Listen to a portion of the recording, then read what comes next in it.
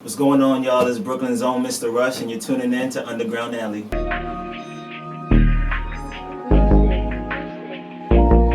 I dropped your number about 1,000 times. All I remember, you were full of lies. Look, mama, let's get into it. On these tippy toes, let me see you move it. Go ahead, work and I start twerking on shirt. Speed it up and slow it down, you like when it hurt. Put it on me, baby. Don't make you horny, baby. When I've been in the make a tsunami, either when I'm man, my face looking sloppy, baby. Sheets are soaking, got your back in motion. Loving the way you position your hands with your legs open. Pulling hair, skimming your name just to hear you moaning. Start up at 9 p.m., have multiple finishers by the morning. Hey guys, this is Bliss Alley, and you're now rocking with Underground Alley. And today's guest, we have Mista Rush in the building. How you doing today? I'm doing great, man. Thanks for having me. Looking sharp. Look at the bow tie. Oh my goodness. I love it. I'm gonna show up. Yes, bringing sexy back. Absolutely. Okay. All right. So where are you from? I'm from Brooklyn. I'm from right here, Brooklyn. Okay. Bushwick, to be exact. Bushwick? Oh, shoot. Yeah, so, yeah. Far. That's far away. Yeah, that's the other side. That's the other side of Brooklyn. For real. Shoot. I haven't been in Bushwick in a minute, man. Yeah. Memories. Yeah, it's crazy out there. Yeah, it's a hard knock life. For real. Where did the name Mista Rush come from? Basically, long story short, I was in a group back in 2008, and I got the name Adrenaline because I was just trying to rap really fast on every single thing possible. And as I got older and developed my sound, I started, the bow ties and the ties came up. Yeah. So Adrenaline Rush, they just started calling me Mista Rush. Mista Rush. And Mista Rush just picked up, friends calling me Rush, and Yeah. I just went with it. Okay, all right. Because Mista Rush sounds very sophisticated and, out the box, Right. Right. What inspired you to get into music? I went to LaGuardia High School, which is Okay. a performing arts high Yeah. school. I was a drama major. Okay. I had the opportunity through them to do a lot of off-Broadway stuff. Okay. And two of the people that I was working with had a studio, and they were like, "Yo, come to the house, we'll just hang out and chill." And, Yeah. fell in love with it. I've always loved rap, always loved music, but Yeah. to actually write my own songs and do all that, I was so bad. I was terrible. I can't. It's hard for me to believe that. I was so bad. I became obsessed with getting good. Okay, You know well, what I that's what mean? you have to do, Yeah, so I was you like, know? there's no way I can be from Brooklyn and be that bad. Because you I got- repping I Brooklyn. got rhythm, I gotta do something with it. So I just decided to, do my best and take it on, full head of steam. Exactly. Do it for the team. Exactly. So who were your favorite MCs to listen to growing up? Man, so I came from a super religious background, so Okay. wasn't allowed to listen to hip hop or anything till I Okay. was about 12, 13. So first hip hop artist I ever heard was 50 Cent. Oh, really? So 50 Cent was the first rapper that I was like, oh, okay, this is what hip hop is. Yeah. And then I was introduced to, I went back a little further, Biggie, Pac, all those guys. Yeah. But growing up, it was 50 Cent, LL Cool J, Tech Nine was one of of my Tech Nine favorites. is- Yeah, oof. all time favorite. Tech, Yeah. Busta Rhymes, Eminem, those guys, those super Mos Def, Wale, before he was Wale, Yeah. So just those type of individuals are super over the top characters. I fell in love with that. And that's a good pick that you picked with Wale and Biggie. Yeah. Especially Tech Nine. Tech Yeah. Nine, I feel like he's underrated. 1000%. Because 1000%. he's just a different. He's in his own box. Yeah, own He's title. been doing it since '85. Yeah, a long, He's just long getting time. it feels like he's just getting started. Yeah, So, exactly. for Shoot. sure. What advice would you give someone starting the music business for the first time? Go all in.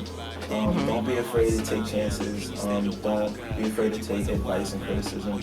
A lot of the time, people will try to take advantage of you being new, and you just have to roll with those punches because that's everybody. Every single artist that's ever been successful has had to go through those things. And as far as studio-wise, if you're a new artist and you're getting into the studio, come in with your verses as memorized as possible.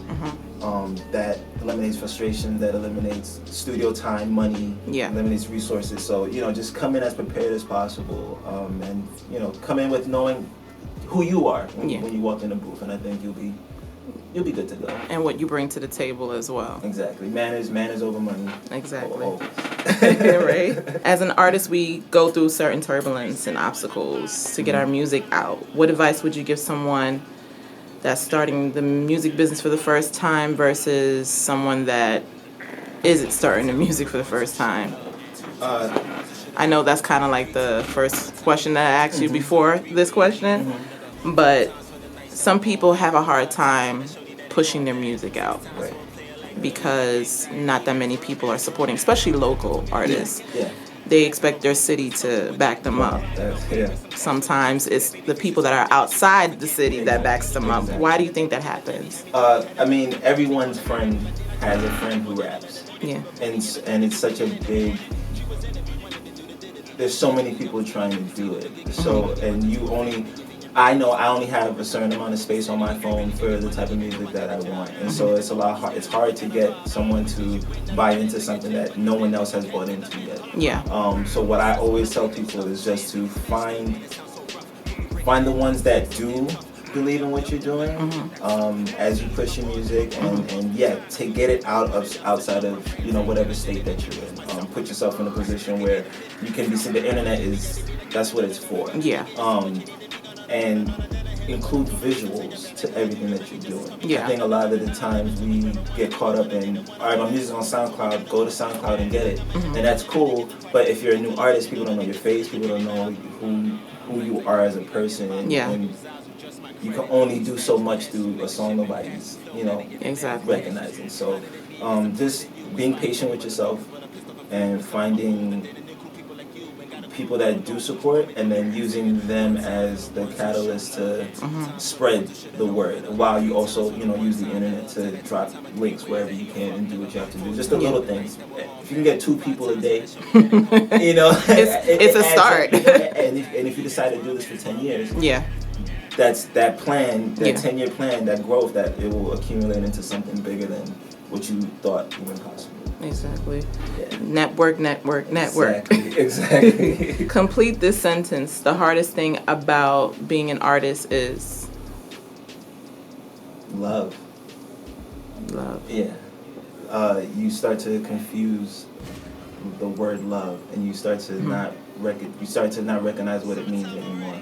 Does love mean support my music? Does love mean support me, the person? What does it mean to, relationship-wise, like the traveling, the late studio sessions, the interactions with other, artists of the same or different gender, depending on how you roll. Like, you can get caught up in so many things, and so you start to doubt or question, what it all means. Yeah. Do you prefer to go independent or mainstream, and explain why? I prefer to go mainstream. Yeah, I prefer to go mainstream. I've already had a history of doing corporate events and corporate shows, and just the stability of it depends on really what you're looking to do. My ideas, I guess, in my head, things surpass the music portion of it, and I want to get more involved in the organization, getting myself into those circles as early as possible, and eventually you can always drop back out and go independent. But to get that initial machine behind you is beneficial, and you're able to take that with you wherever you go, no matter what. Which is a good step. Yeah. I see that a lot of rappers back in the day are coming back out with new music, which is great because we want to see the people that paved the way come out with new music. For sure. But then we have the new rappers, the younger generation. Yeah. Do you think they're showing them love, or vice versa? The OGs are showing them love, or they'll be able to work together, because that would be a beautiful thing. Yeah, there's pockets of it. You have certain artists. You have J. Cole with Middle Child. You have him addressing that situation. For me, you just have to find those type of people.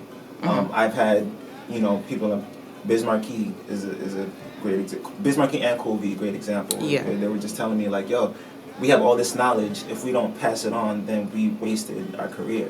Okay. And they were able to share a lot of things with me and, you know, guide me in a way where now I'm looking at the younger generation and they're not, the world is so big now and their world is so big that it's hard for them to really get a grasp of what it means to, what it meant back in the day to have a Pac, a Biggie, you know, like back in the day we had our you know, the Hot 97 CDs would come out and we had those New York East Coast artists on deck and we knew exactly who they were and da-da-da-da. Yeah. Now, a lot of people say these artists are from Canada, a lot of people, you know, Florida. A lot of them. California. So yeah.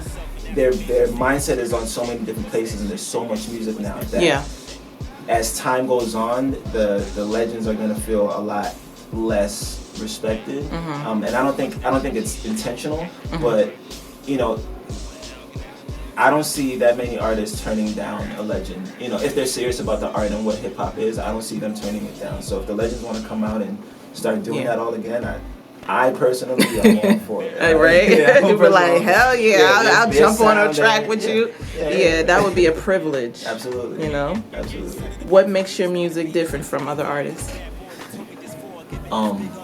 That I'm intentional in trying to be as different as possible. When I first started, I sounded like a really terrible Southern rapper. Oh no. And then I decided to let me change my style and rap fast. Yeah. Rap fast, everybody now is saying, oh, you're like Busta Rhymes. And I'm like, all right, well, what kind of... I'm Dominican, so let me just start introducing Spanish and putting Spanish. And just being able to travel through the country, I've just developed so many different sounds and appreciation for different types of music that I'm always constantly looking for new flows. I'm never trying to stay on one thing. One accord. Yeah, that's how you get trapped in a box. And I'm, as you know, independent artist currently, I can shotgun all my ideas out, and there's no one. You know, I don't have 1,000 people telling me don't do that. Yeah. So I can, you know, I'm good right now. I'm not under no contract. I can do, you know, what I want. So just always constant experimenting. Yeah. Is the way to go for me. And you're free to do whatever you want with your craft as well. Exactly. Were there ever a time you wanted to quit music? Yes. Yes. Multiple times actually. I never did. Only because I know that's part of the story. We have there's enough hip hop history now to know this is what happens. Yeah. You do not give up, no matter what. No matter what you do. No matter what it is, and that's not. I don't think that's in our. The ones who really want it, they don't even. They'll think about it, but they'll never actually put that into action. Yeah. But yeah, I remember I was in Salt Lake City, Utah, stuck out there. Oh damn. And yeah, it wasn't worth it anymore. Like, it just wasn't worth it anymore. I'm like, I gotta get out of here. Yeah. And every time I tried to leave, I'd get a show or I get offered, you know, to work in a studio with somebody. And there was always something telling me, do not stop. And so, you know, I'm here now. Yeah. Sometimes you gotta listen to that voice in your head, you know? It knows better than most. Yeah. If you weren't doing music, what would you be doing?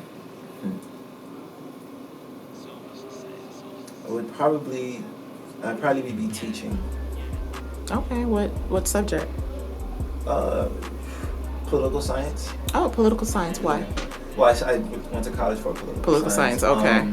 And just being a black man in America is important to know where you stand in this country. Facts, brother. And, you know, that's we don't talk about that side of especially music. Music is either to make you remember everything or forget everything. Yeah. And we tend to not want to bring in issues, real issues. We kind of want to over-fantasize things just to make people feel good, which is great. But you need that, that political side of things, just to give people an understanding. Like real life is real life, and things happen behind all walks of life that you have to be aware of. So. I'm glad you brought up political science, because did you hear about Missouri jail system that's going on with that? And like you have the You have Jay and you have those guys going up there trying to. It's really really bad. I mean, the jail system overall is bad, but that situation that really like brought a tear to my eyes. Like without those cameras, without people saying anything, we would never know. Would never know. And that's one of how many prisons. Like how many prisons are out there worse. Yeah. We have no idea. So and that bubbles from America on out. We're not. We're not safe anywhere essentially if we're not taking care of each other. So exactly. Yeah, sticking together is that we have to. Because they more want to see us divided than united. Mm-hmm. And if we're angry, then they can control what we do. Exactly. Yeah. If you could perform anywhere in the world, where would it be? Barclays Center. Why? I actually saw Jay perform there for his 444 tour, and that was the first time I saw him perform. Okay. And that's a great experience. Yeah, and the energy that I felt there. I've been to a lot of stadiums, MetLife, and I've seen everyone perform, but to see how home treated him. Mm-hmm. I'm like, this is where I want home to treat me the same way. And if you can make it in New York, if you can get people to love you in New York, then you did something, because all walks of life are in New York. There's not one demographic in New York. That's a fact. So that means the people accepted you, and if people accept my music, essentially they accept me as a person. And not that determines my life or anything, but just as an artist, it would mean the world to me to have people accept my music and get some type of value from it. Yeah. Whether it's a bar or a whole album, I don't it doesn't matter. Yeah, it doesn't matter. It doesn't matter. I know that some people say, well, I wish other underground artists can support my music and be able to network. Who's your favorite underground artist out right now besides yourself? So this is gonna sound only because I met him here. Oh, okay. But H2O Killer. Yes. Is a beast. Yes, he is. Yes, he is. Like I know hustlers. I know people who put in work. I know people who want it for themselves and their team. He's one of those guys that really is about that, and you hear it in the music. You hear that it's just raw. Like, and my music, I'm not like that. That's not, but I can feel that. I feel that Brooklyn. Like I can feel where he's coming from with his music. Yeah. So I just, right now he's at the top. He's at the top of my list that I've been paying attention to. And that's dope, because I feel the same way. Yeah, I'm like, when I first met him, I was like, where the hell did you come from? Like, you're wearing so many. You're wearing so many hats right now. Exactly.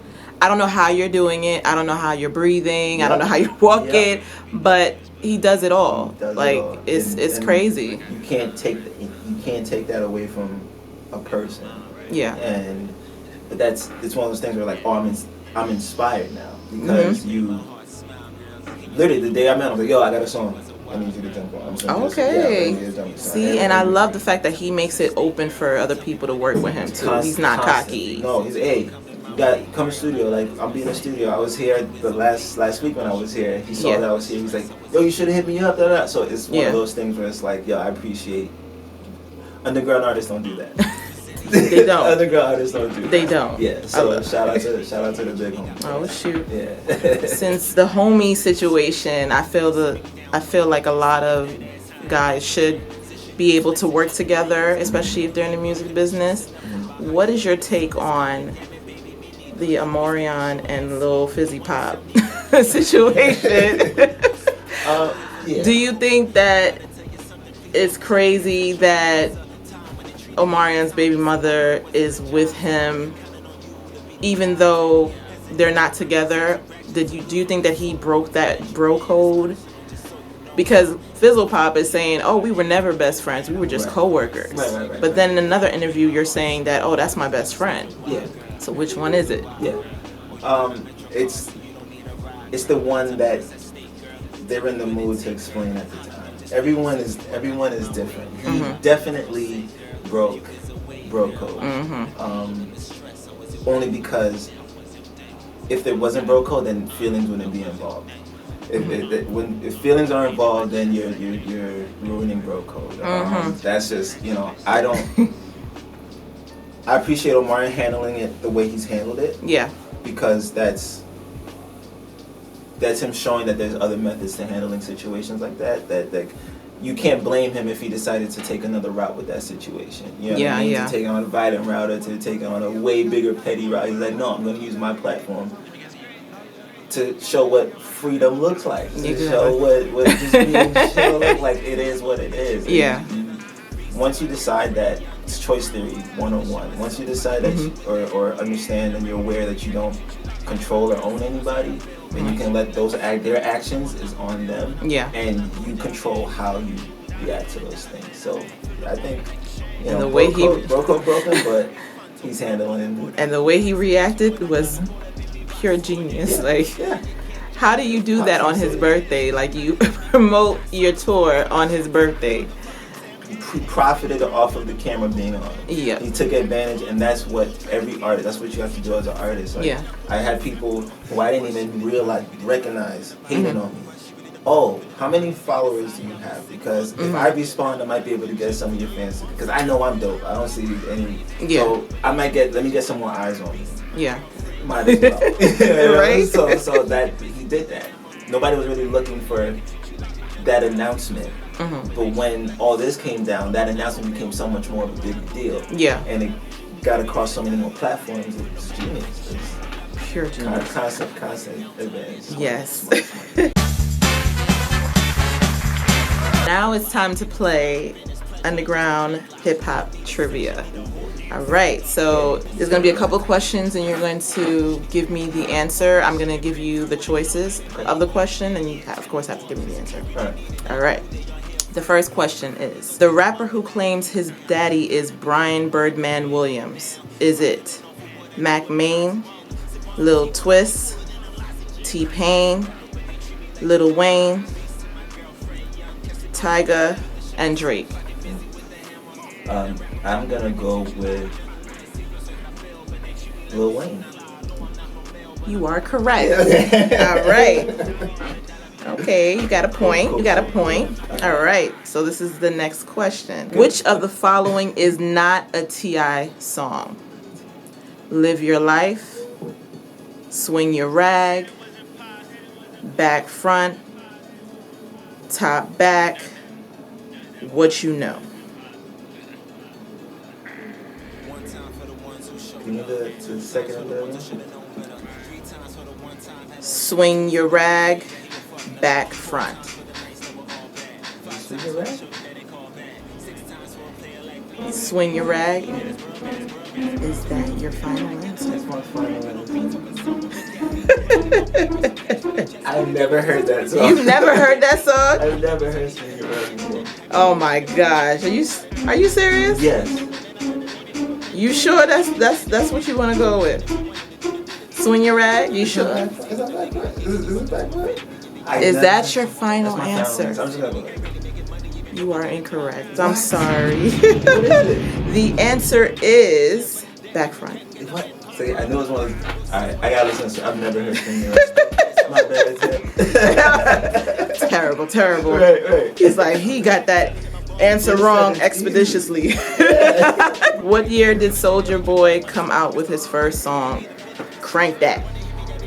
Is it 2008 or 2007? 2007. Is that your final answer? My final answer.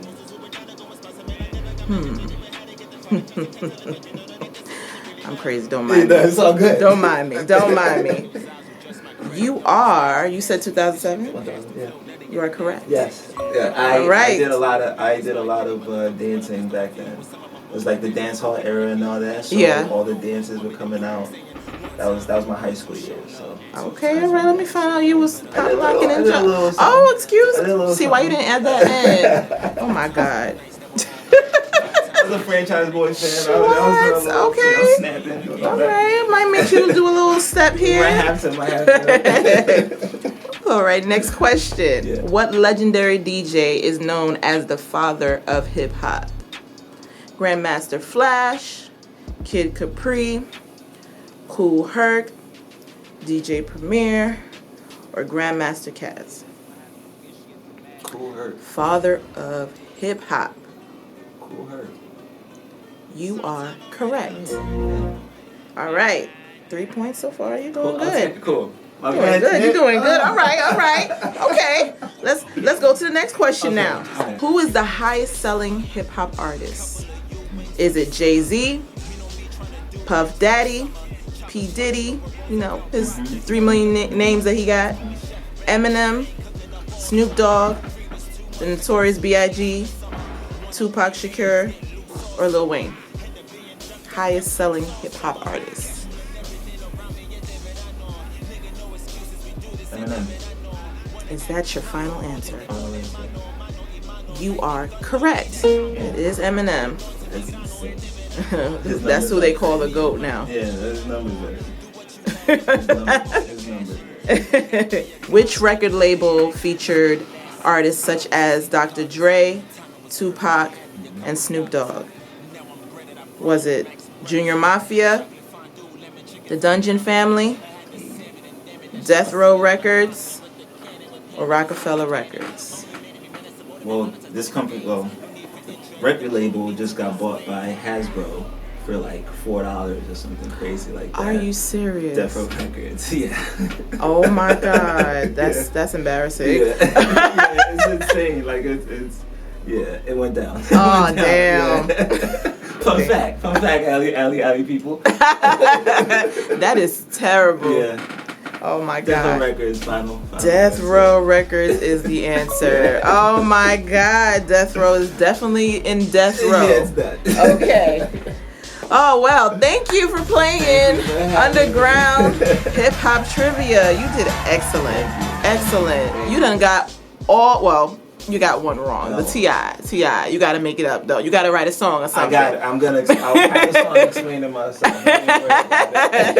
So where can people find you on social media? Are you performing? Do you have an album coming out? Yeah, you can find me on Instagram, Mista Rush, Mista, Rush for real. You can find me YouTube, Mr. Rush for real. I got some stuff coming out there, videos coming out. SoundCloud right now, Recipe for Disaster is the mixtape that's out. It's super dope. Recorded it. Yeah, right here. Yeah. Okay. So check that out. Bliss Studios. You yes, know what I'm Alley saying? Gang. Check that out. Yeah. No. Just Instagram for sure. You check me there. I'll have everything up there for you. Yes, and we're definitely looking forward to the album. We're definitely looking forward to any new music you're coming out with, and I do appreciate you coming through. Thank you so much coming to the underground finally. Absolutely. Yes. Thank you for having me. Of course. All right. Thank you so much, guys, for watching Underground Alley. Until next time, peace out. Rumor has it Russians out here wanting something brewing. Master at scheming when I learn no losing. Number interviews, ask me what I'm doing. Stay in New York, keep it mellow with my U-ins. Out of state, I heard that they were fighting for a crown. Shocked by all the clowns, the circus was in town. Just another brother loaded talent, skin brown. If music is the language, then you do not. I ain't playing. I don't speak English, Spanish, I'm real shit. Do you have any clue what type of women I deal with? Do you have any clue what type of tools that I build with? Nah, but you say you love me, not what you know about love.